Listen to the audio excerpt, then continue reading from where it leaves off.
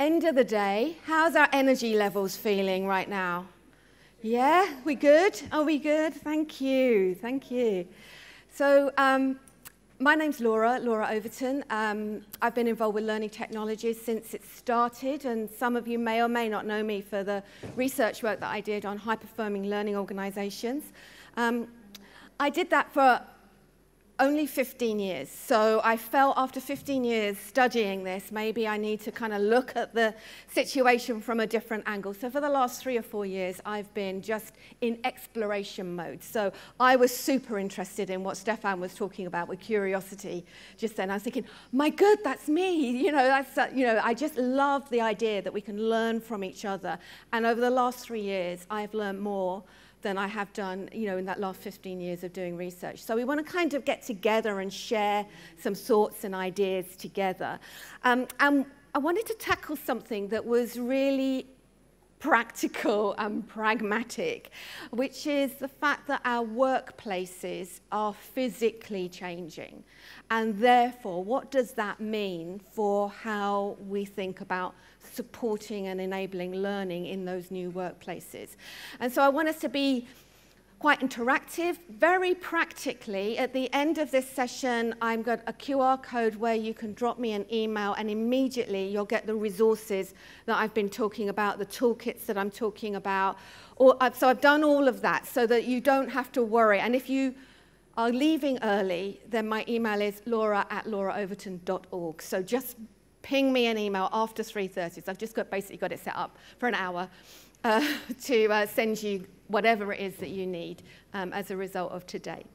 So workplace communities, things like Teams, Slack, Zoom, love of our lives, bane of our lives. Well, however you look at it, over the last 3 years, we have really changed the places in which we connect and work. This study by Gartner was saying over 80% of individuals now at work are using some kind of workplace collaboration tool. Teams users, love it or hate it, have basically gone up to over 270 million users of that one platform alone, and that without starting to look at Slack and everything else. So on the tables, what I would love you to do is just start to get talking to each other, workplace learning environments, Teams, Slack, all of those. Love them or hate them. Go for it. On your tables, just for a couple of minutes, what's your experience? And get real, get personal. It's the end of the day. No one cares what you say anymore. So go for it. So this is just a little quick warm-up exercise. You're all being incredibly polite with each other. So what I'd like to know is it's quite a small group, so I'm not sure that we actually need the microphone, but let's do a first show of hands. Think working in Teams, Slack, day to day in, day out, evening in, evening out. Who loves it? Cool, cool, cool, cool. And who hates it? Yeah, absolutely. And who loves it and hates it? Yeah, exactly.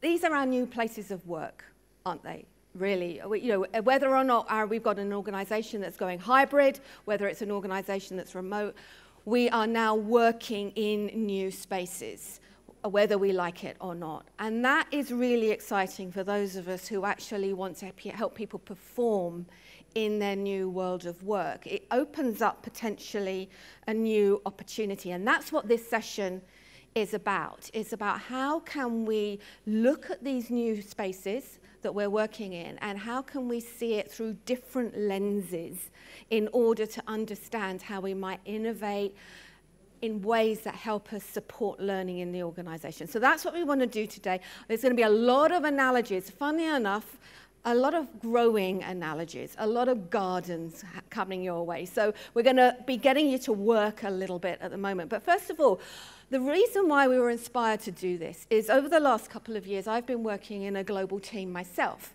Hadn't planned it, but during COVID, my friend Michelle Lockers, who is based down in Australia, said she runs a really successful podcast. You have to look at it. But she said, I'm going to do a podcast about how do we emerge stronger from the disruption right in the middle of 2020. It was crazy times. And she said to me, and she said to the three of us started meeting with... Thank you, Michelle. Not yet.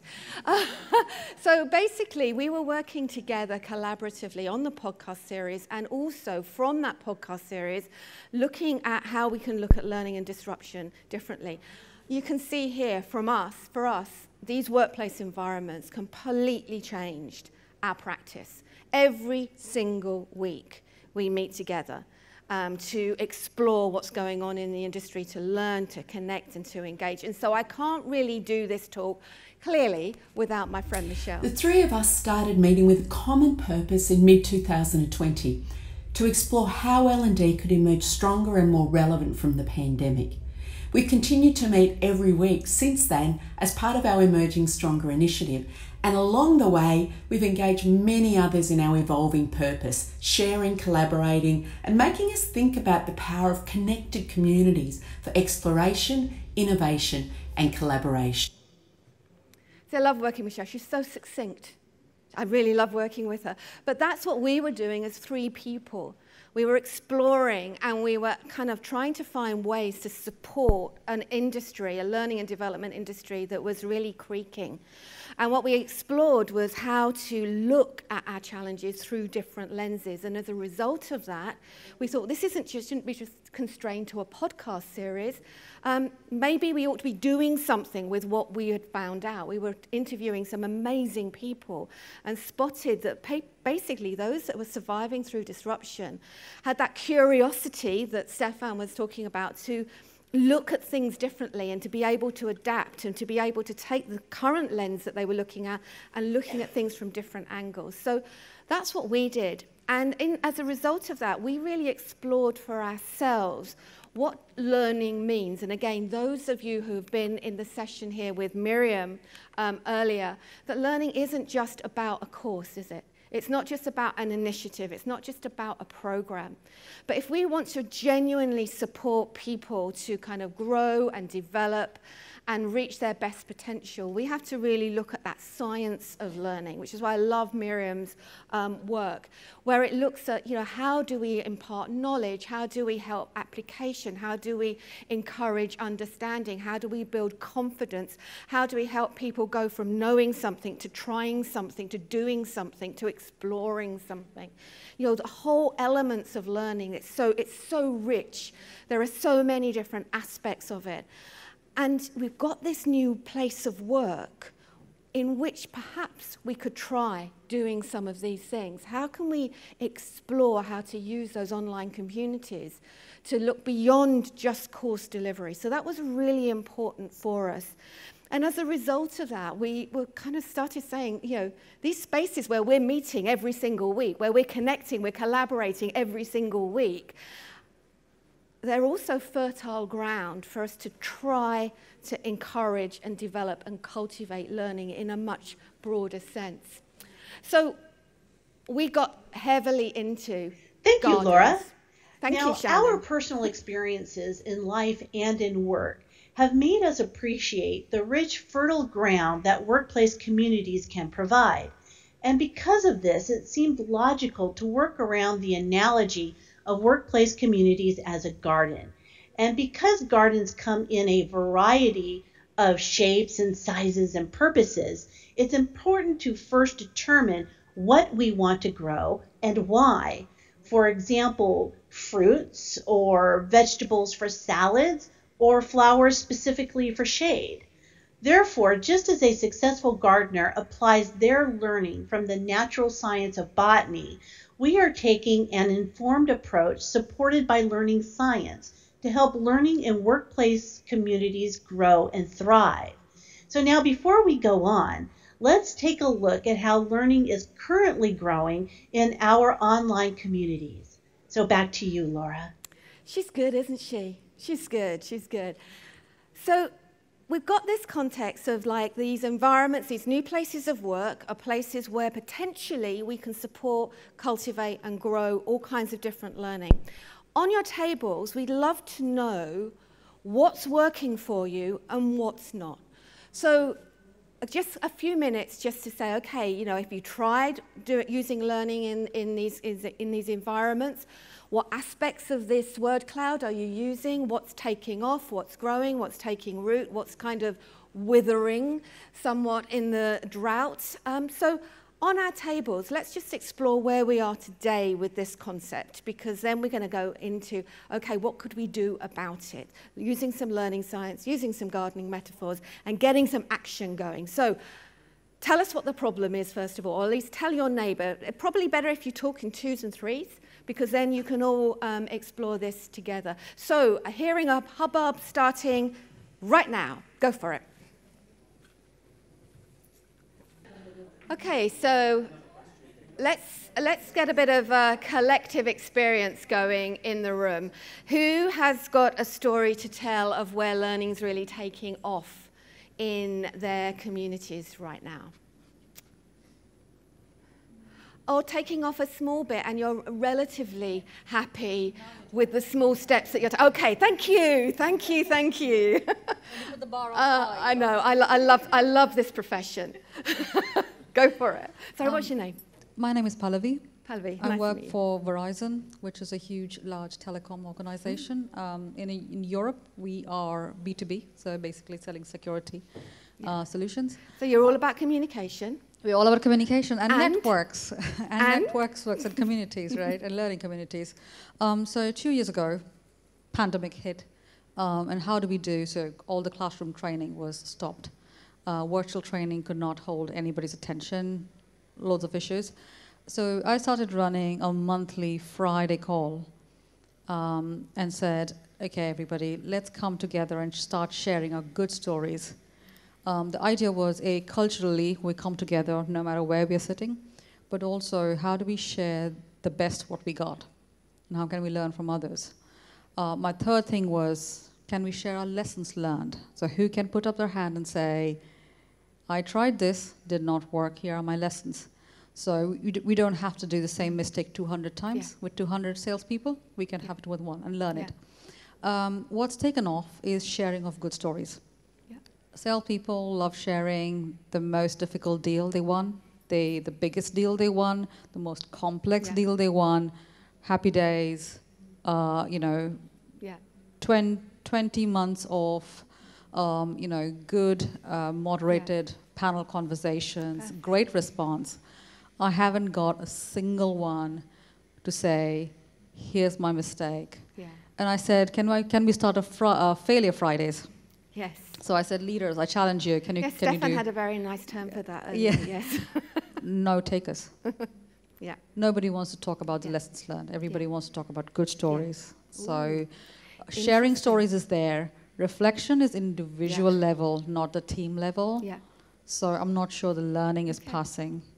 Brilliant. But even if it's happening in private. But it's a start, isn't it? Some really nice ideas on that. So thank you so much, Beverly, for sharing that. I really, really appreciate that. Who else has got a story of mild to adequate success?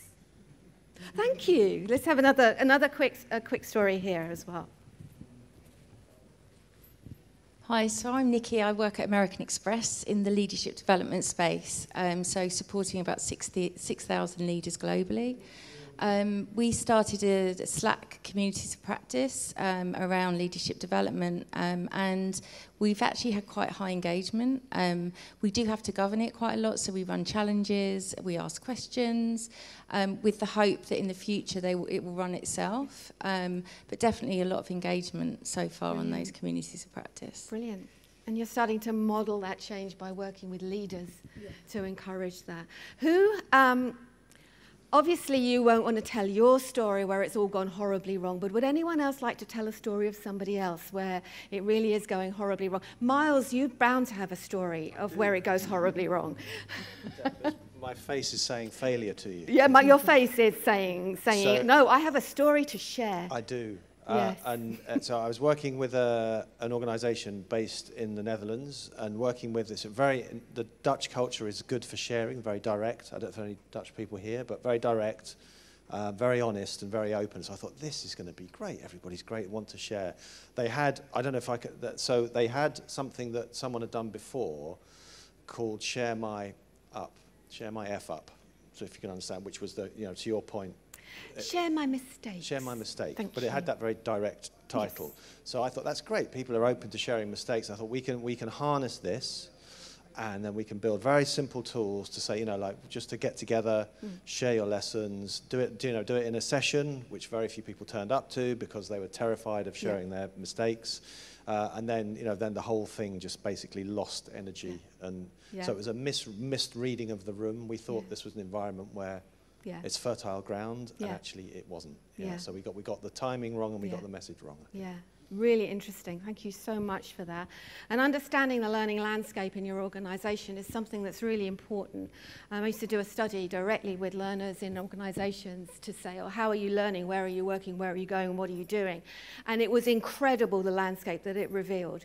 I think we did something similar there with you, but you know, this sense of like things that we think is a major barrier, you know, for example, like mobiles or whatever, often was like a wide open plain for some people. Other areas where we thought mobile was going to be absolutely, look at those young, hip, gen, whatever they are, and they're going, no way am I going to be doing that. You know, this is my personal time. This is, you know, so understanding our learning landscape and is absolutely critical. So these environments, they give us great opportunity for learning, but it can kind of go horribly wrong, and it can have great chance for us. So what we wanted to do as a team, Michelle, Shannon and I, was say actually, how do we take the data from high-performing learning organizations, what they do regularly, and start to convert that into some practices, into some questions to be asked. And we came up with this concept of cultivating learning in the workplace community and looking, as Shannon said, at those botanical areas. So in the resources that we've got for you, we've got plenty of templates and ideas, etc. So I've got pictures of flowers for you, basically, all the way through here. So basically, we're going to take you through these 4 areas where we've been thinking about what we need to do. So Miles, I didn't know what his story was going to be, but it's great because you've really helped us understand what the climate is. Before you can move into something, you've got to kind of understand the climate. So I'm going to hand over to Michelle to explain that. Assessing the climate for growth starts with understanding the purpose that has led to the garden being established. Every garden has a purpose, be it a vegetable garden, a flower garden, or in the case of the garden you see here, a vineyard. The same holds true for workplace communities. So dig around to unearth the purpose of the community. Who's working in the space? What problem or opportunities have brought them together? For example, there may be a group of people who have a common interest in reducing your organisation's carbon footprint. This allows you to set learning goals to support that purpose. In this case, after looking at the online interactions and speaking with some group members, you might identify a need to improve skills in analysis, in data analysis, to support the group in their work to analyse the current carbon footprint of the organisation. Once you're clear on purpose, you can then understand and improve the growing conditions. Just as you might fertilise soil to improve how rich it is before you sow seeds, you may find you need to improve the growing conditions in the workplace community to prepare the space for more effective learning. For example, do you need to make it easier for people who are interested to find and join the carbon footprint reduction community? Could you be more effectively welcoming people into the group when they join? Are people sharing resources? Are they asking and answering questions freely? Or does the soil need a little bit of aeration for this activity, this germination to start happening? So once you understand the current conditions, you can take action to improve the growing conditions before you start sowing. So we talked a little bit about that. Now sometimes, remember the picture of the cactus garden earlier? Sometimes you just got to be smart about what the terrain is going to be, you know. And if you're trying to grow like water heavy vegetables in a desert, you are going to constantly get, you know, poor, well, things aren't going to grow. They're not even going to take. So you've got to understand what your environment will take and what it won't. Because then when you're in that place, you can then start this process of sowing. And I thought it was really interesting when you were saying that, you know, we're trying to cajole them, we're trying to get them, we're trying to, you know, that actually, you were asking people to sow stories into that soil to make them take. You know, so as sowing, when we're looking at learning in its broadest sense, it doesn't just have to be courses and content. Let's put our libraries in there. Let's integrate the libraries in. So if someone happens while they're busy selling, wanting a sales course, and they've got them right there and then.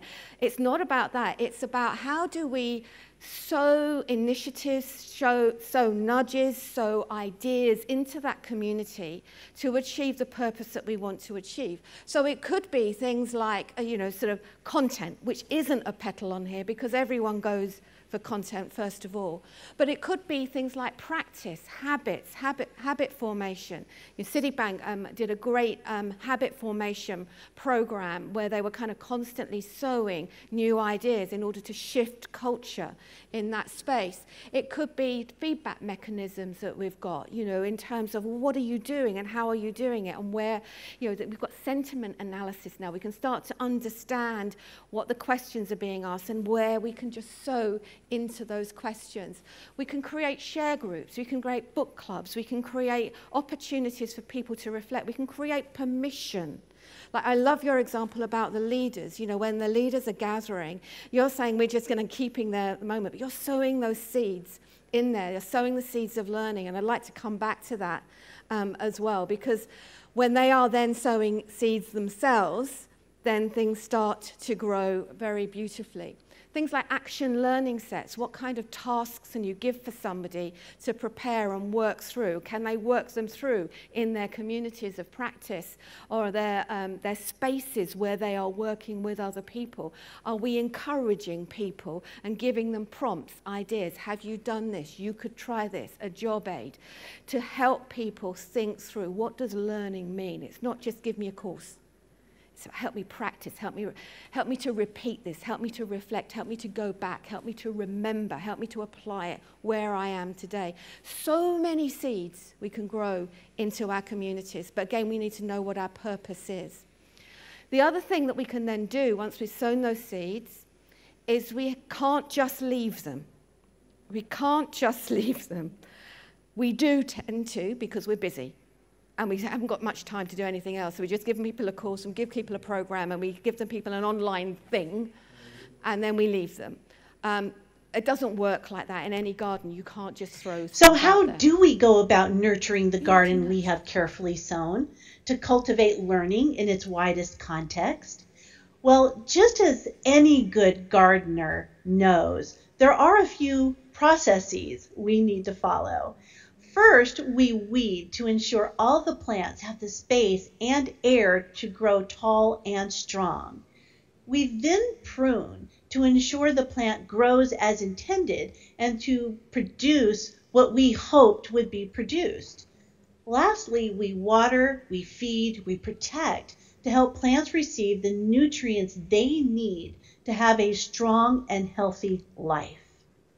Beyond that, we support nurturing by keeping our plants organized. For example, we know that tomatoes grow well when they are partnered with marigolds. So take this example and examine the topics or themes that have appeared or that can be built upon in your workplace communities to nurture learning growth. Now, we also keep our gardens strong by incorporating natural elements, things that have sprouted organically. Now, what seems to have grown around the plants in your garden? And how can we further nurture those plants, those organic moments that seem to have appeared naturally? Now, lastly, I would ask you to consider your nurturing efforts. Are there experts who can help you grow your garden in ways you never thought possible to produce the tastiest fruit or to add that extra zing of vibrancy of color? Hopefully now it's easy for you to see that the concepts of nurturing a garden to grow translates to nurturing learning in a wider workplace community. So that being said, I'm going to turn it over to Laura so she can talk about harvesting. Before we do that, though, I just want to rest for a moment on the nurturing I know we're using a lot of gardening metaphors, but I'm hoping it's kind of stimulating some thoughts for you. In the research that I used to do, what I found was those high-performing teams were regularly culling and reviewing all of their content programs regularly to make sure that they were still relevant. You know, it's a really practical thing when it comes down to weeding, when it comes down to pruning. When it comes down to kind of learning design, we're tempted to give everyone everything that we've got available, or say on curiosity, and yet what we've got to think about is, what does it mean to be curious as salespeople? What are the impacts for that? How do we prune back what we want to sow into that environment so that it's razor sharp to meet needs and requirements of individuals? Protecting. How do we protect what we're doing? Where do we need to have things protected and nurtured? The really nice example that you gave us about the leaders, there's a safe place. They're more likely to say, I've made a mistake in a safe place of other leaders than they are potentially with their teams. Equally, how do we also work with leaders to connect and engage and support learning a little bit better?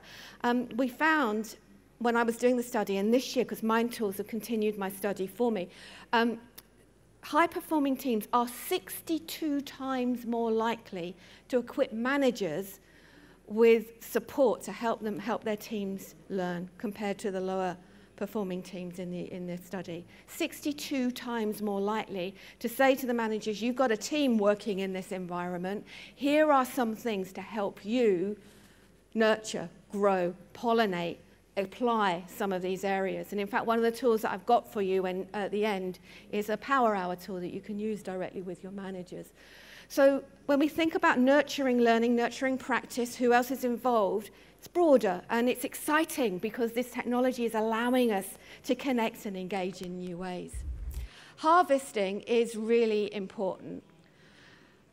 And again, your example, I can't remember which one of yours was the example, but one of you said about when the stories come, and then those stories stimulate other stories. Harvesting isn't always about what's the return on investment on my program, how many people have completed it, how many people have engaged within the community. Harvesting is us watching for growth, watching for fruit, and deciding what to do with it. Is it a story that is coming up that we can capture and retell? Is it stories and experiences of other people who've been applying their new knowledge and have been increasing their sales processes that they are coming up? Do we harvest those stories and make sure that we sell them to another sales team, for example? So how we look for growth, how we harvest growth, how we nurture growth is absolutely critical. And I'll put it out there. I believe that our fixation on have we got any results as a learning profession is actually shackling our creativity and our innovation. Now, I am somebody who absolutely 100% believes that we are here to have a business impact. We need to be asking about the impact that we should have in the organization.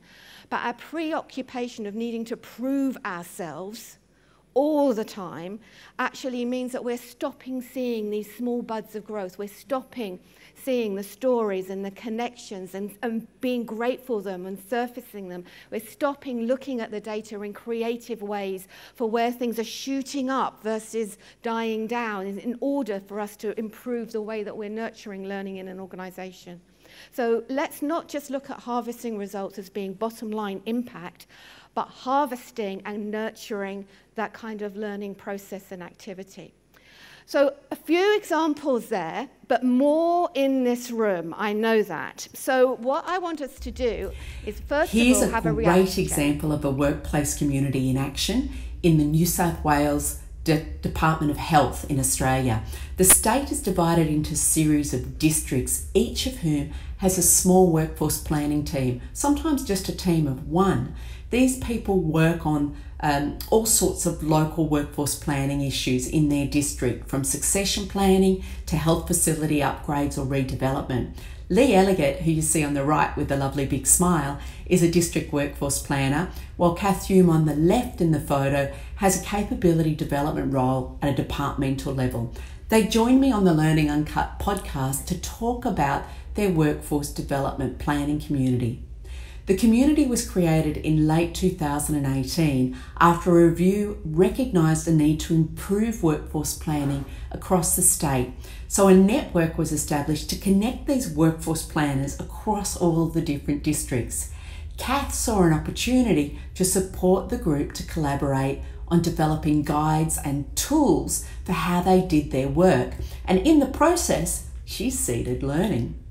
As Lee puts it in the podcast conversation, I thought we were really focusing on developing tools and resources that we could all use, and that the education, the capability development would follow later. I suppose it wasn't until I was immersed in the process that I realised, hey, wait on, this is what it's about. See, the value of this community was clear when the pandemic hit, and the workforce planners were already connected and had learned so much together. They were able to quickly collaborate across the state to mobilise their workforce to deal with the crisis far more effectively than if they'd been working in isolation and hadn't had that opportunity to seed learning, to connect and to collaborate across all of these states before the pandemic. I love that story because it kind of reflects so much about what we think often as learning professionals, is that what goes on in these communities goes on in these communities. And yet these two ladies accidentally started to sow some some performance support. We've heard from Bob Mosher today, to getting out there, let's help people do their jobs smarter, but realizing that once those seeds have been sown into that community of practice, it also stimulated the way that those teams were learning and continuing to learn and to apply those services. And they were proactive in supporting and nurturing that group. So now we haven't just got two great examples and one great example of being, well, three great examples in the room. And also we've got a fourth example here as well. So what I would like us to do is to now say, okay, well, how do we apply this? We've kept these gardening metaphors broad because I want us to be curious about how we might think about supporting learning in these new places of work. And what I would like you to do is, for just one moment quietly, I'm just going to put the timer on for a minute, think about the metaphors, think about the stories, think about harvesting, thinking about nurturing, sowing, understanding purpose. And think about what would be the one thing that you might like to try, or one thing that you think that we could do maybe differently in order to encourage and cultivate learning.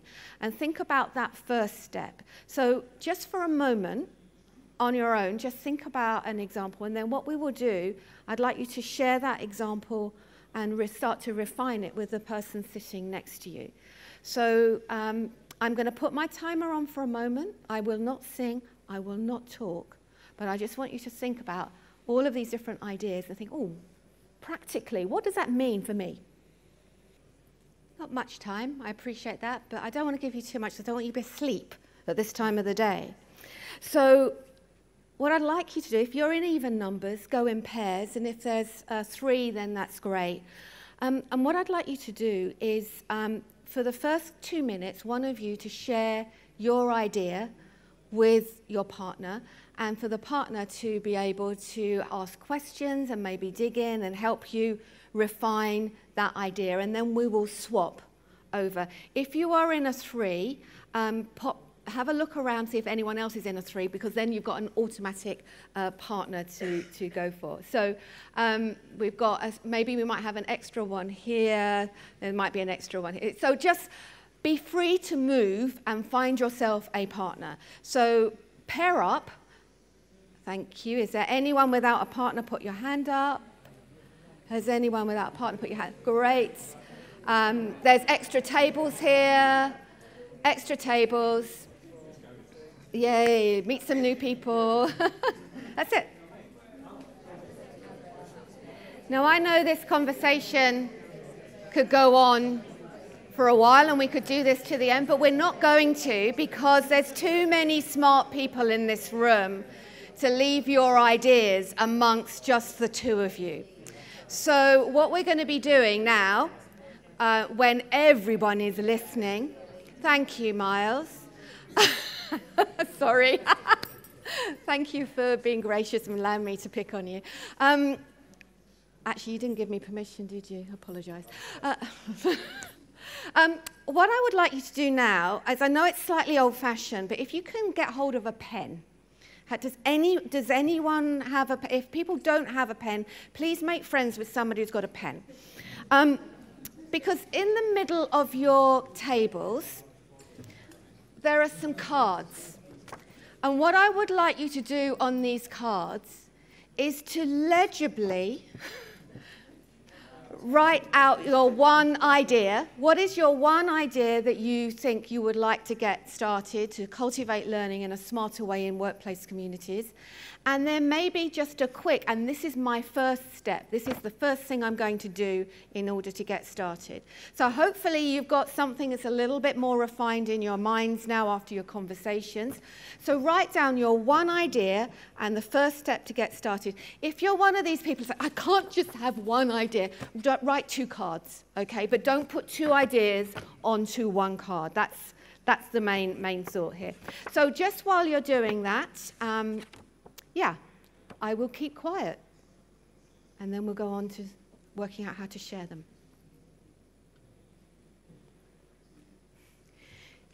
Give me a little wave when you've done that.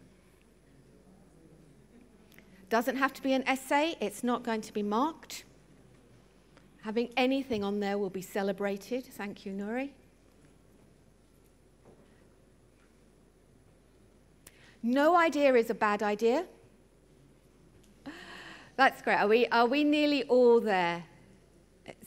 Have I got a few nods around the room now? Yeah? Because what we're going to do is we're going to now learn about each other's ideas. And what we're going to do, just for 5 minutes, I want everyone to stand up in a moment. And what I'm going to ask you to do is to move your cards around. Just go up to someone, swap cards with them like this, go up to somebody else, swap cards with them like this.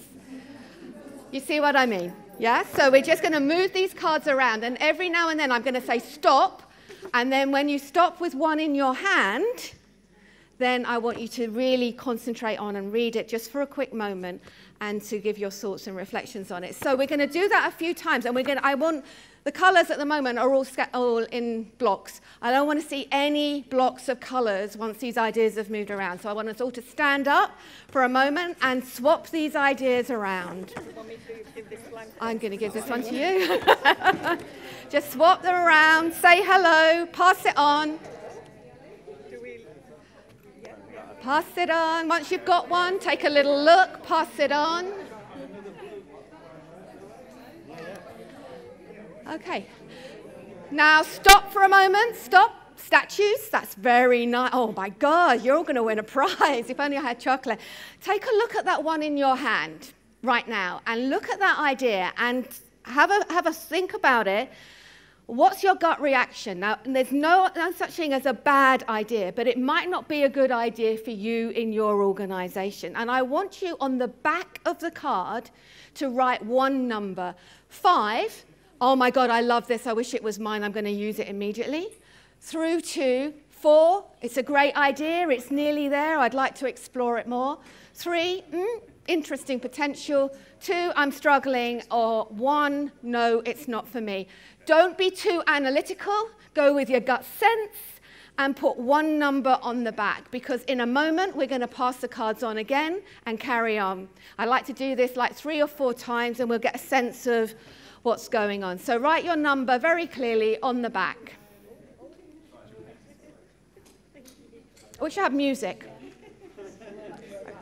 I should have had music. I'm not going to sing. So when you've written your number, start to move on again. Perfect. Remember, I want those colours really mixed up. We're talking a rainbow of ideas here. That's great. Keep them moving. If you've got your own, make sure you pass it on again. Don't want any biases into this situation. Keep the cards moving, and then as soon as you get one, stop again. Right, stop now. Whatever you've got in your hands, stop now, and that's the one you're going to mark. Okay? So we're not marking all of them. Some of you probably already have. No problem. We'll deal with that in a moment. Take a look at your idea and give it a score. So now on the back of the card, there should be 2 numbers on the back of that card, yours and somebody else's. Try and score it on the by looking at the front and then write it on the back. Don't be biased. Don't, play fair. Okay, once you've done that, let's move them around again. Let's move those ideas around. Woo, thank you. Woo.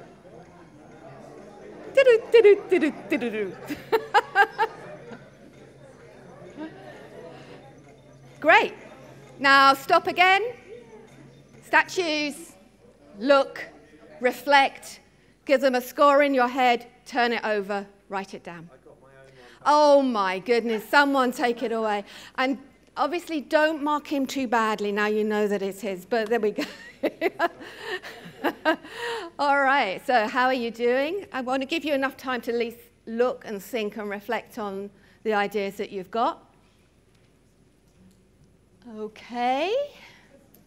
So has everyone got 3 numbers on the back of the card now?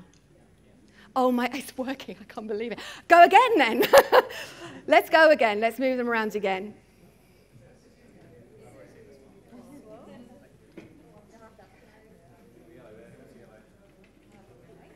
Keep on moving.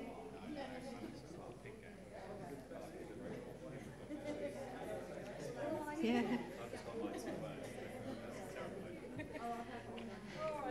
And stop again.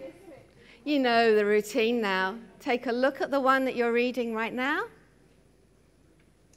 Decide before you turn the card over how it feels for you. And your environment and context is different from anybody else's, so there's no right or wrong answers. And last time, there should be 4 numbers on the back. Let's go for 5.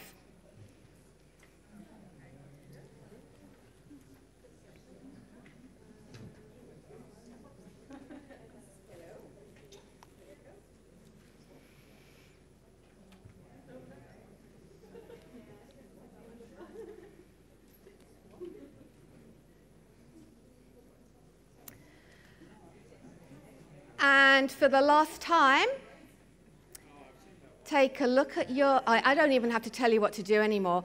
The only thing I would say this time, why don't you take a seat while you're doing your final marking?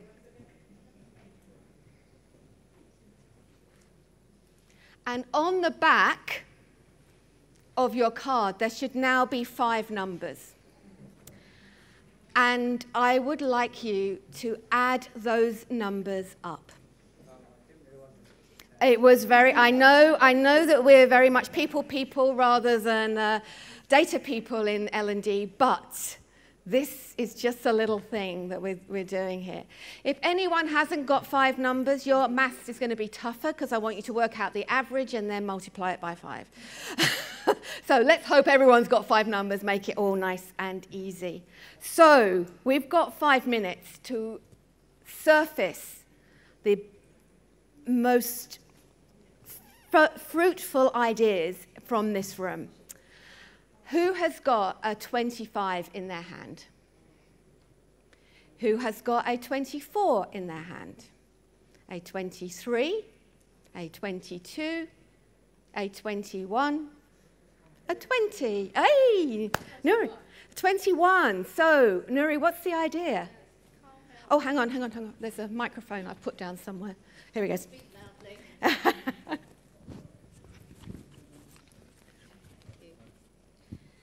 It is to carve out protected, underline, time for learning CPD and stop listening to too busy, too much work as an excuse.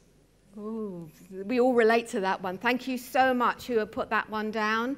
I won't ask you to identify yourselves, but give yourself a good pat on the back for understanding the mood of the room right now. Who had a 20?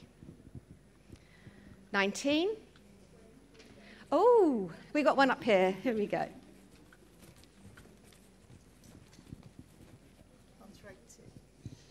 Okay, so it says encouraging collaboration in my team, in our general team channel, share my challenge today and ask for ideas. Oh, a really practical, oh no, keep that one. A really practical experiment type idea. Michelle, Shannon and I, when we do our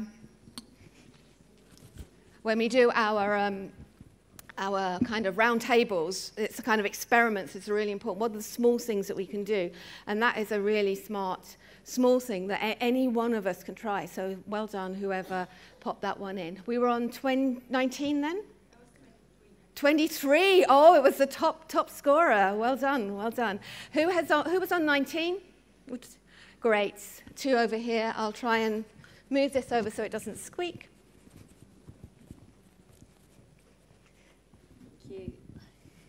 I had gather human stories from employees to bridge the disconnect between knowing and doing in relation to embedding sustainability in everyday actions and decisions, or try to. Try to, absolutely. Gathering stories, sharing stories to create that disconnect and create engagement as well. So fantastic on that, thank you. And thank you, whoever popped that one in. Who was the other one? Have a group of leaders get together once a month and discuss challenges, aims and failures.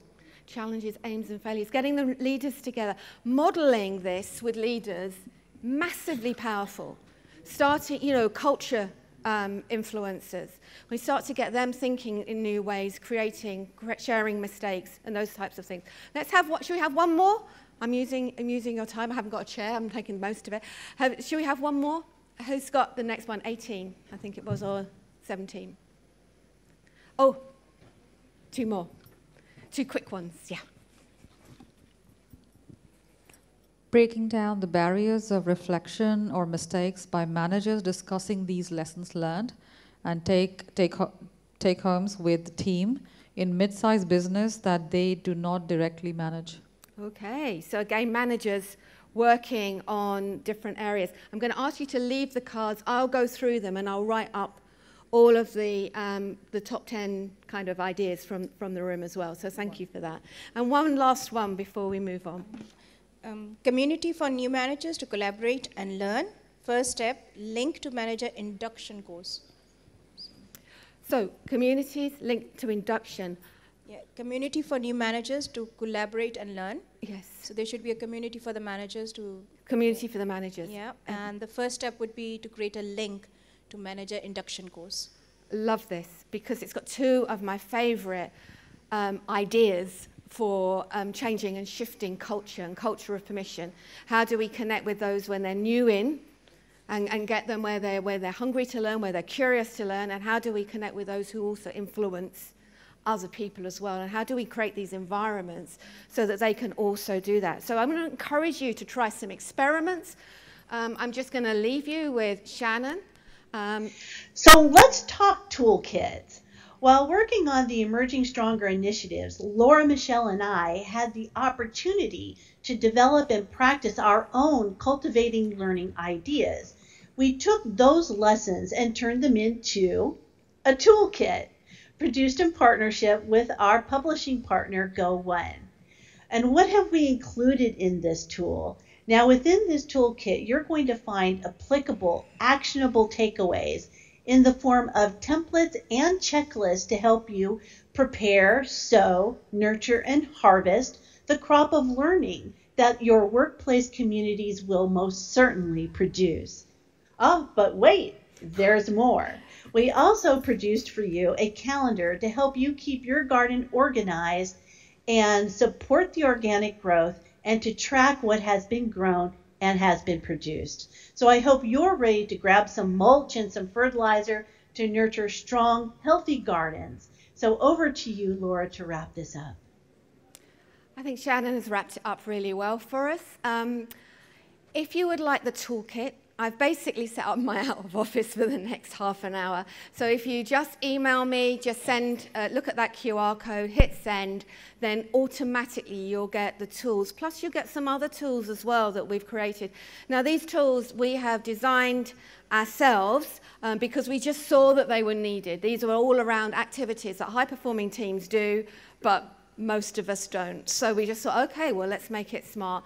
And I say we work with our publisher, Go One, but all of the content is ours. So hopefully it's given you some ideas at the end of the day. Hopefully it's given you a little bit of energy. Hopefully it's given you something you want to go and explore. If you could leave all of the ideas on maybe that table there as you leave, the one at the back there, then what I will do is I'll go through them, I'll number them, and then I'll type them all up, and whoever's got in contact with me, I'll just send the list of tips back to you. I don't like to do this kind of exercise without us all having a chance to kind of learn and share and grow with each other. So thank you, everybody who has been willing to get involved this afternoon. Really appreciate it. Love my job as an explorer and look forward to hearing how your garden grows. Thank you.